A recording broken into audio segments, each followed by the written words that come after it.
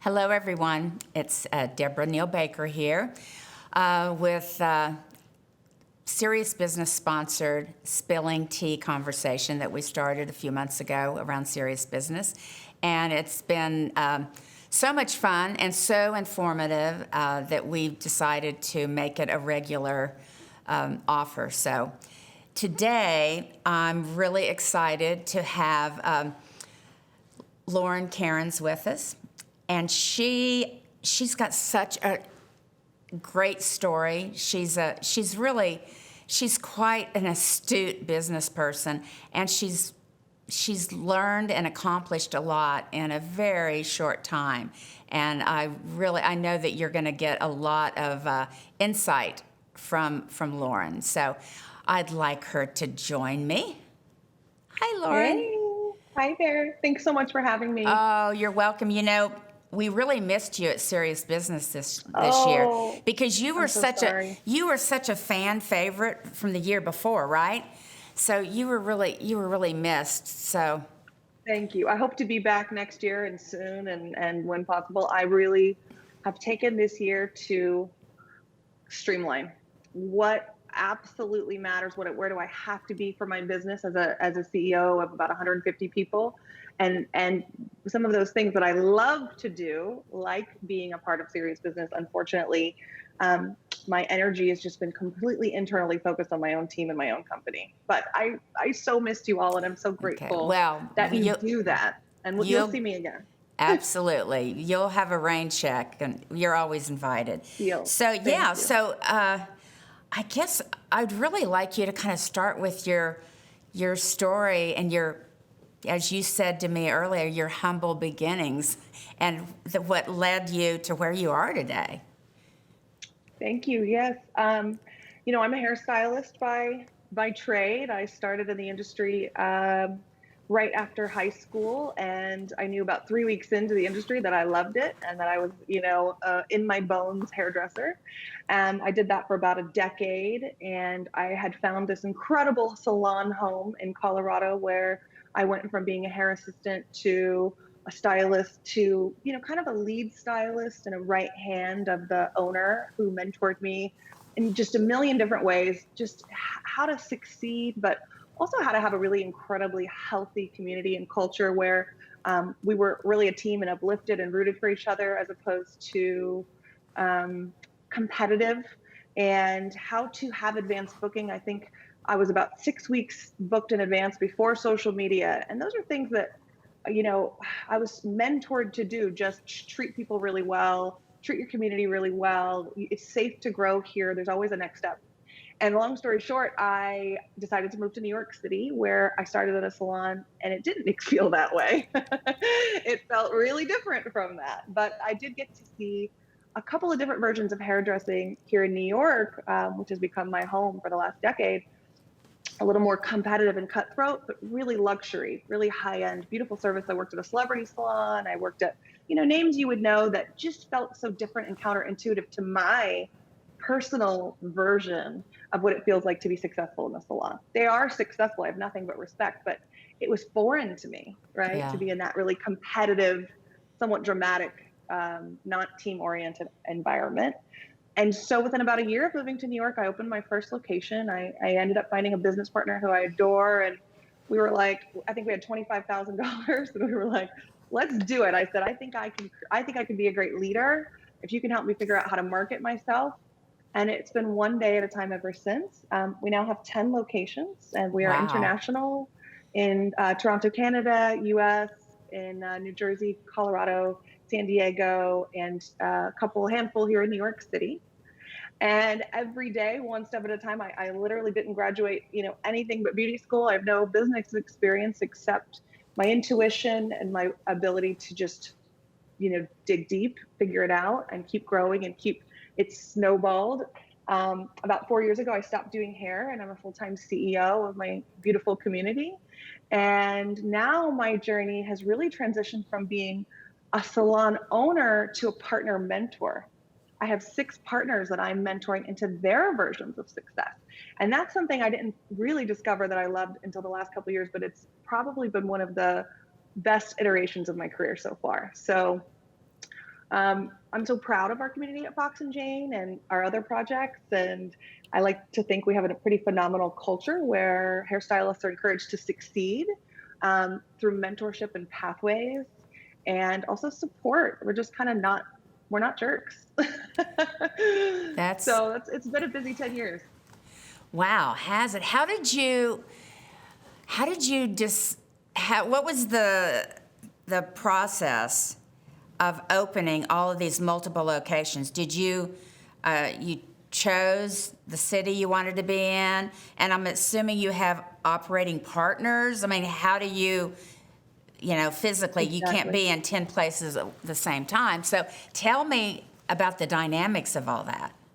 Yeah, it started with demand. So when we opened in the Lower East Side in New York City, within about 6 months, you couldn't get in with us. And we weren't really doing anything that special. I think we had a somewhat accessible, like under luxury, but not cheap, but under luxury price point. I think we did really good hair. We were good hairdressers. And I think we were just taking amazing care of people. And within about 6 months, you couldn't get another, body in the door. We were booked in advance and we had pressure and we were in New York Magazine and Time Out New York. And I remember editors coming in and saying, "What are you doing here that's so different? Why all the demand?" And I was like, "I think we just take really good care of people. Like we're really doing this from our heart, but in our talent and also taking control of our business behind the chair, because we've started with pre-booking and retention and coaching from day one."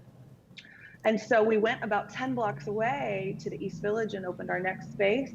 And we did, I think, 4 in New York City just through demand. Just when one would build, we'd get a manager going and we'd be so booked that we would need the next one. That's when I'd go to the next one. And we were opening about 2 a year on average in that first 5 years. And it was wild. I failed. I failed a lot in really beautiful ways. And I learned a lot about leading leaders is so different than leading stylists. And what then happened that got me to my first regional partner was I had a dear friend who had opened her own salon in Colorado. And I think I had 4 or 5 locations at this point. And she started to call me and say, "I've got this great salon, I've got this great team, but how do you handle this?" Or, "But I'm stuck here." And I think I gave her a handful of feedback before I finally said, like, "I would love to tell you all the details of this, but if you want this level of support from me, maybe we should look at being partners." And she was like, "I'm in. Being a sole proprietor is draining me. I'm exhausted. And I think through your mentorship, what you've learned, my energy, my drive to be in this space, we could do something really beautiful." And we actually did 2 locations together in Colorado. And she's since actually left the brand. We're still dear friends. She went off to live in a sailboat in Florida. And we've actually promoted 2 long-term managers into partnership in that region now. Because what you said is so true. I really believe in local partnership and local ownership to advocate for those local cities, their specificities, right? Their needs, rather than managers. I love my managers too, but if you're going to be alone in Colorado, I need a partner who's just in it with me. And and a lot of my partners are women and minorities, and I love helping these folks to just succeed. I can tell by just the look on your face how much you love it. Thank you. And I you love know it. what? Which makes you really lovable. And I Oh, bet thank that you. has had a lot to do with your success, that you are a Thank you. lovable person. And I try to keep it In New fun. York, 4 salons in New York, what makes you different? Maybe it's the fact that you're so lovable too, because Thank that you. is Yeah. definitely something that I think that we all need to be more of. So, with the title Spilling Tea, I always try to, encourage people to share a little bit more, a little bit deeper. And you talked about all the failures. So would you share a failure or two? Oh, sure. I think back, I remember being, want to hear, this is a good tea. I remember, when you go from being a stylist to an owner or a leader, and I was a 27-year-old woman when this process started, 28. I remember going out, this is a fun one, drinking all night long, waking up, walking into my salon, and one of my employees who I had been out drinking with was asleep in the salon. True story. And that was the last time I realized I'm not their friend. and and I don't have the stamina. Now I have to go and sit and have this conversation and put on a totally different hat. And again, I was 27. It was the end of that phase of my life anyway. Learning how to not be a peer and to step aside and to let them all go out and celebrate the birthday. And you maybe get to go buy one round of drinks and then you get to go, or Right. maybe you don't even go. That was hard in the beginning. I promoted someone who was a really good friend to be a manager who I don't think was a fit. And we struggled, and that exit was not smooth, and it was messy. I don't get very messy. I don't care for messy. I like to do everything with love, respect, and communication. I think everyone can, amicably move on, and things can go really lovingly. But that one was a fail. I learned a lot about um, leading a friend and also how to lead and not stress out. I remember, I think I used to call her, say we'd get a bad Yelp review, and I would really let her have it and then realize she was going into the room and letting them have it. And, all of it. It's every day has been a lesson. I've learned so much. Well, yeah, I think that all the salon owners, all the successful salon owners that I've gotten the privilege of having conversations with, the one thing that you all have in common is that you remain lifelong learners and students, and that just that's just like a theme through that I Certainly. yeah. And So you have to learn it. And for me, if I think back about, bringing that passion and remembering the first time I really acknowledged my emotion has no business in this space right now, in this coaching conversation. And how can I come from a place of, we assess two things for everything now. It's what went well, even better if, get that emotion out of it and help everyone to, fail safely. And when I started to pivot and to really learn those lessons, everything started to change. wow. Well, the other thing I hear about you is when I told you that I've heard that you are fearless, that you're a fearless leader. And obviously, with this number of locations, and you've written a book, which we'll talk about. But I shared with you earlier that it's said that humans, we usually come from either fear or love. And so we're back to this theme of love with you.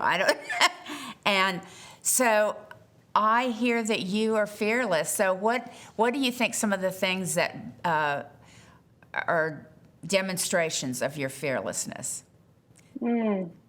Well, I love the fear or love idea. I've never heard that before, and it really hits me because, a couple things. One is I do consider myself to be pretty fearless. I think I've listened to my intuition. I've trusted the people around me, and I've kind of just continued diving forward and learning and knowing this internal sense that I can figure anything out. I think that helps a lot.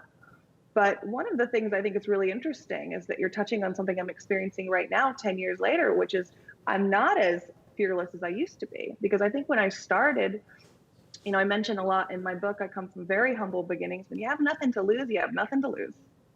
And I come from a place of great humility, greatly humble beginnings. And I didn't have anything to lose. Now, years later, I am the job provider for 150, wives and mothers and husbands and, parents and family, breadwinners. And I actually have become more purposeful and less fearless in my later years in my role. But I still will listen to my intuition and give myself the time to be sure, but not so much time that I can start to stall. And I think that's one of my secrets. There is an internal process. You have to be really present with yourself as a leader, as someone who's responsible to a lot of folks. But if you let it go on too long, at some point you might just be playing that really internal game that we do where we get stuck in our own, can be our own worst enemy, which is all, overthinking. And I don't Oh, find myself yes. to be an overthinker. Oh, I can I'm not going to use the word that I use, but yeah, it's I'm a mind effer. That's what I call it. And So but you you know can kind what? of go. But you know what, Lauren? It's that, and you are. I think you must be a real example of that and a result of that, because how is it that someone from your humble beginnings and has learned so much? I have to think that you've invested a lot in your own development. Have you? Yeah, that's such a great question. I've gone through phases and I've done a lot of, I've attended Serious Business. I've gone to some other seminars that I've loved. I went through a few years where I started to read constantly about small business development and coaching and leadership. And at a certain point, what's funny is I actually stopped and I took a long break, and I'll tell you why. My own voice got too quiet. And so, yes, I have, but I've done it almost like therapy. Like I'll pick it up for a few years and then I'll Yep. stop and I'll get to know myself as a leader again. And I use it now to inject myself with inspiration, but not as a crutch. I think some people, just like self-help, you can take it too far. You have to get to know yourself as a leader, your core values, what moves the needle for you, because you might not be able to find it in the pages of a book. And you might find a little gem in there, but you still have to know what gets you out of bed. I always say there's what pays you and there's what pays your heart. And some people can go out there just based on what pays them. I'm not one. I have to know what pays my heart. And so I can't find that in the pages of a book. And so I have to really ebb and flow with what I allow in, and take it in bites, and then, and then go back in and spend a lot of time in my own reflection again. And the success of the reflection of my team. Right. Well, you have obviously attracted a lot of people. You said you had 150 staff members. That's right. Do you think that a lot of them are much like you? That that whole cliche, like attracts like. Is that what's happened? And because when you describe how grounded you are and centered you are and who you are and what's important to you, I have to think that you probably have surrounded yourself with people that are very much like you. Yeah, I like to think so. I think we've gotten even better at it through the years. When we were just getting started, I would certainly let through some folks, would slip through the cracks and maybe weren't quite the right fit.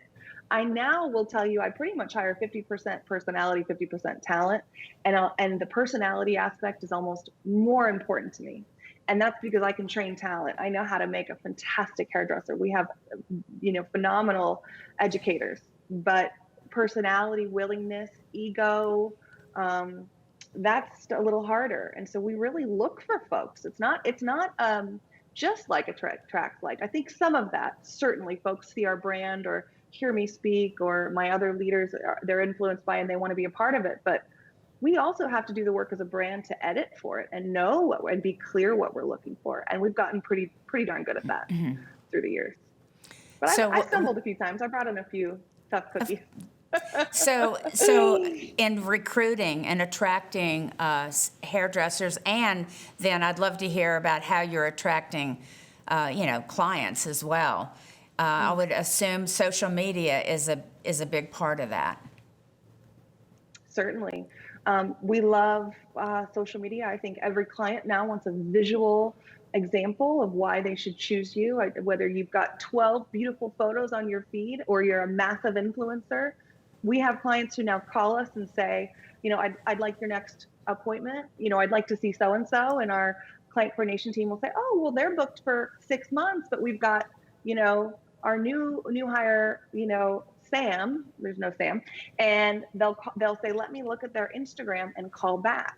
Let me look at photos and call back. And if those photos aren't up to standard, they will wait for the highly booked out senior stylist rather than getting the appointment next week with the non-visual representation, where there's no portfolio. So that's so powerful for folks to know. It matters at every single level of building and maintaining a clientele. But we also really believe in still participating in Yelp and Google reviews.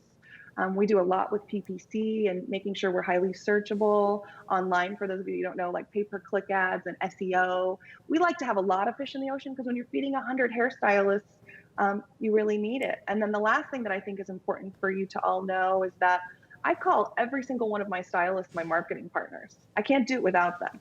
They have to be out there understanding, receiving our coaching. And I say they all have to have a digital persona as well, so that I can get eyes on them and, think those leads into fans and into appointments. So it's a big process that we kind of do mutually with our amazing stylists. Yeah, that's very, very wise. So what were you doing? What are you doing now that maybe you weren't doing before the pandemic? Well, it changed so much in our business. I think the first thing we did was streamline everything. If we had something that either didn't matter or could have been done differently, or a piece of tech that wasn't serving us, we changed it. We actually changed our entire brand in the last year. I've never worked so hard for being out of work for a period of time. But I think right now what we're doing differently or more of, it's interesting. We actually did a really big return to our heritage. When I started out, we talked so much about client experience and relationships. As we got busier, there were times where, full transparency, I think our stylists were we had people who are 8 months booked in advance, just killer, top 1% hairdressers. And I think it became, I would say it to them, like, you have to treat every client in your chair like your only client that week. You have to treat them with that level of care. But somewhere in the success, I could see that the message needed to be grounded again. And I think this earth-shaking reset for so many people who clients moved away or their budgets changed and their books for the first time, we're 100% booked every day of the year at Fox and Jane. And for someone to be 80% booked for the first time really changed things. But it was amazing for me. I needed it because I got to go back to my team and say, we did this once and we have this really proven healthy business, but the same core values of the way we treat people, the way we take care of and go above and beyond for every single guest, will actually be the secret to rebuilding. So that's been something I've just been so grateful for. It actually deepened our core values.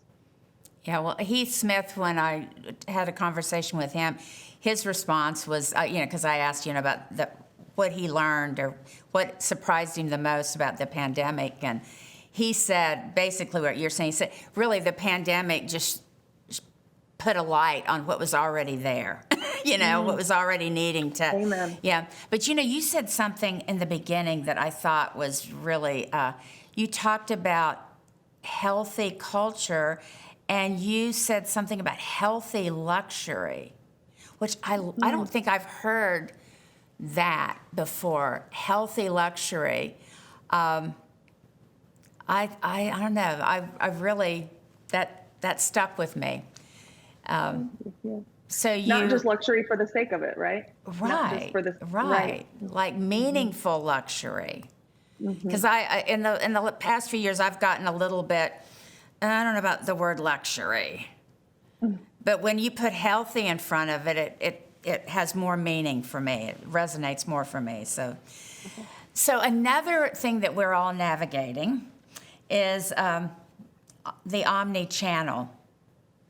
So how are you navigating omni-channel? I don't know if you're going to like this. It's not about whether I like it or not. I know, I'm teasing. I'm keeping it as simple as possible. I know what moves the needle in my business. And I would actually say the year before this all happened, I was navigating it more. I was really out there on every platform doing it all. I always say, spend all of your energy on the 90%, spend the least amount of energy on the 10%. That could be a 90% employee, someone who really goes above and beyond. Sometimes that 10% can be the loudest, the squeakiest, and it can make you think it's where you should spend your time. For me, it hasn't been. What has moved the needle for me in this time has been really grounding back, retraining my team, getting into the core cracks like we just talked about of my business, and making sure I'm holding the minimal or holding afloat in the key components that really work for us. I haven't gone back into more expansion of those things right now. I'm sure there will be a point where I start to go in and investigate and think about other pathways and other avenues. But right now, I'm not. I keep saying we're a business that's in turbulence, and I'm the pilot, and I'm just trying to keep them flying through. Expansion will come later. Expansion will come later of those other things. Right. Well, a couple things that I'd love to hear your comments and thoughts around, the whole, so many people, hairdressers moving to independent situations, what we used to call booth rental, which that's an old term at this point. Right. So what are your thoughts about all the migration that's happened in that? Well, I said this at Serious Business, and I'll say it again. I think it's a side effect of small employment-based salons maybe not serving our community. I don't think it's a side effect of it being the best thing for the industry. My salons are all employment-based, and my projects are all employment-based. I think a lot about what does that look like in my future, but I'll tell you, I build and coach and develop in a way where there's a business within my business, where there's a lot of independent success within a model that is employment based. I think about things like, how can we give them the most PTO? Can we get these folks 3 weeks paid off per year? We do 401k benefit. I want to professionalize the industry in another way. And that's one of the reasons why I continue to write books and speak. It's because I think monetarily, all of the energy to marketing and even in beauty schools now is going to this independent model. But I don't know about you, but as a hairstylist, I've never had more fun than working elbow to elbow with a community. And so I personally am just not giving up. I love employment-based salons. I think there's a way to do it better, more professional, and we've continued to do it. We continue to professionalize our stylist experience, but they still have a certain level of independent success. Yeah. So I think that's one of the reasons I have folks with me who have been here for 10 years and haven't felt like they've capped out or grown out, because through the creativity of our models, we are competitive to an independent model. And have I ever lost someone to an independent model? Sure, of course I have. But for the most part, I think I actually, in an employment process, really compete with all of the things the modern hairdresser wants: independence and freedom, time off, ability to self-drive their own goals. But I also get to give them, retirement benefits, tons of coaching, a safe place to land. Through the pandemic, we helped everybody get unemployment. Just little things like we go above and beyond. They weren't even working for us. They have a community of support that far reaches what I know sometimes the experience can be of the independent salon. And I also think technically and from a talent standpoint, we build an equivalency that I think I fear for within the independent model. What's happening to the greater industry at the 30,000-foot view? We're really separating. You are a wise woman. I have been, I told you earlier, I've been eavesdropping on Clubhouse and I've kind of, I really think that what hairdressers really want, and I'm not a hairdresser, so you tell me, but I think you just described it perfectly, because I think that people want stability and flexibility, and what you just described is really an employment-based salon for the stability, and then the light that's been shined on flexibility. We've known that for the last few years, right? And now with the pandemic, everyone's had to embrace and figure out flexibility in every business model. So I totally agree. Yeah. And I've also heard people talking about their training programs, that they've re-looked at training and they saw how much training was costing them, and some people have actually kind of eliminated training and they're in apprenticeship programs, and I'm wondering, but at the same time, I'm hearing this conversation about the beauty school business has been doing very well during the last year and a Oh, half. great. I'm so happy Very to hear well. that. And a lot of it, a lot of it virtual. And I've heard people that are really like studying data saying that all of these hairdressers coming out of beauty school are probably going to be the least competent of any graduate over the last decades because Well, they haven't had their hands in hair as much, which tells me that then they're going to want to go to salons that have training programs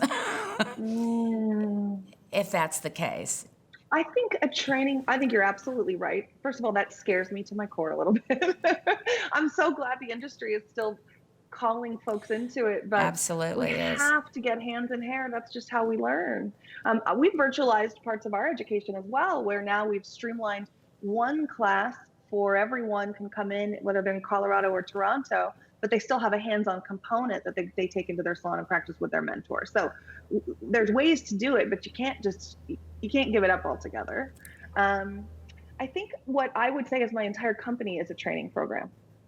From assistant to the floor, from the floor to an educator or to a leader, and from a leader to a partner, or a stylist to a top stylist. I'm gonna make a little, tell you about something I saw yesterday that made my heart went out. I noticed someone just opened a new salon, and I saw an ad for their hiring position, and the ad said 7-year stylist, all these qualities, full book, local clients, wanted. And I just thought to myself, bless your heart. and the reason I did, and it's not, she's going to learn and she's going to have her journey, and maybe he or she or they will find that person. But I thought, if it was that easy, we help create those folks. We, at Fox and Jane, one of our number one placements in our entire brand is from our assistant program onto our floor. We create phenomenal hairstylists. But also, most of my leaders some of them started in my assistant program. So to think that development, I actually think we're in the business of development, and we just happen to do the service of hair. You and I have so much aligned thinking. I think that I always tell people, if you have an aversion to development, you're in the wrong business, because this That's right. business will develop you whether you like it or not. It's very developmental. so right. Yeah, it really is. And so I know we have to start wrapping this up, but it's been such a pleasure and talking to you. And just like when you describe, you've got hairdressers that are booked out. Did you say 8 months? 8 months. How is that? How is that? And you have more than a couple that are booked like that. That's right. And before the pandemic, we had many. Now things have pivoted. Some of those folks have settled back to like 6 weeks. I'm so proud. I was looking at our data, and not to brag, but I almost say these things because I want employment salons and salons to know these things are possible. In a pandemic with 100 hairstylists in our slowest season, January and February, 100 hairstylists, we're an average booking of 94% for the month utilized time. And that's with new hires, that's with everybody. So we're an average 100 chairs, average 94% booked, and that's internationally. And the reason I say that is because it's not an impossible thing to have a really successful, healthy, organized salon. It's just not.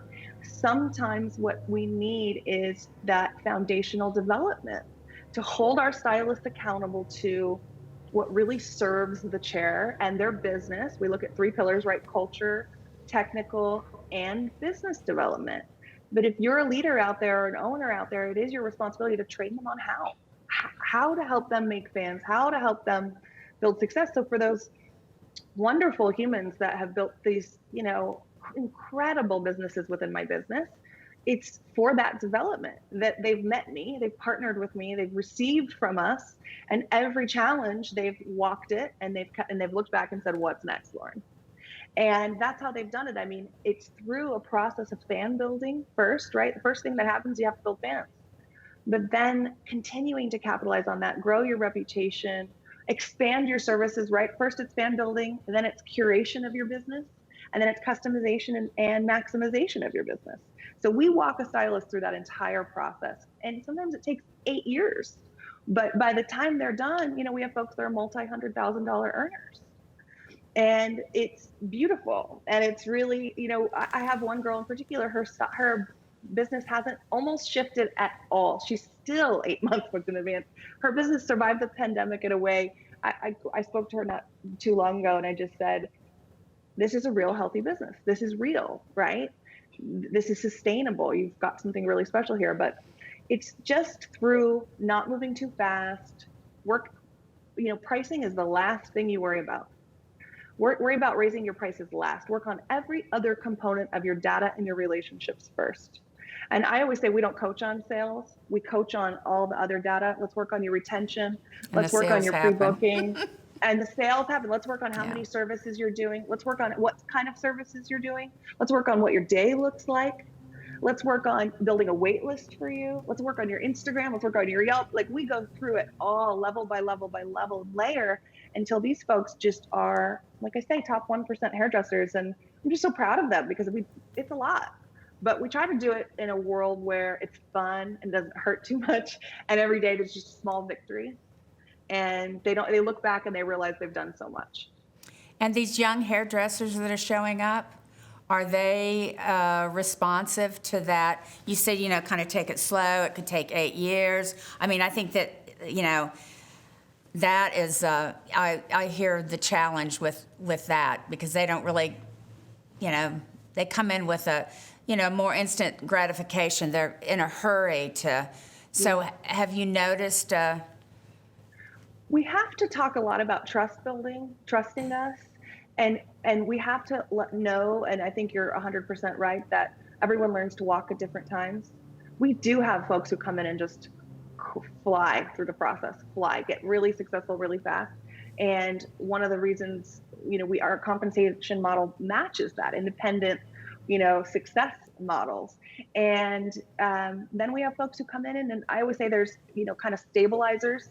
They just want consistency. They just want safety and security. They want to. They show up every day. They have a good attitude, but maybe they're not your rock star in the room. They're valuable too, but you have to be able to lead either personality. And I think that's what we've kind of figured out is, you have to be able to serve that rock star, or they're going somewhere else. And sometimes they're the toughest to lead, but once you get them in place, and once you help them to trust you and to see that there's a method to our process to build the success, they're usually really long. They're with you for a really long time, and they just their only expectation is that you're going to help them to continue to grow. Yeah. Well, look, everyone, I know that we could all sit here and listen to Lorean's wisdom, and I think a great substitute for that is to buy your book, because I'm sure that everything you've shared with us today you'll find in that book, because I'm sure people can't take notes and insights fast enough. So your book is available on Amazon, yes? That's right, exactly. Yeah. And it's a journal style, so it helps you to kind of think about some of the things we've talked about today, and then put your own answers in. Remember, you have to figure out what serves you, and that's what the book helps you to do. Yeah. Well, thank you for serving us today with this conversation. Thank you so much. It was, you're beautiful, brilliant. You look a lot like Taylor Swift. And you are so lovable and generous with your information. Thank you so much, Lorean. We all thank you. At Serious Business as well. Okay. Okay. Thanks so much for having me. Thank you.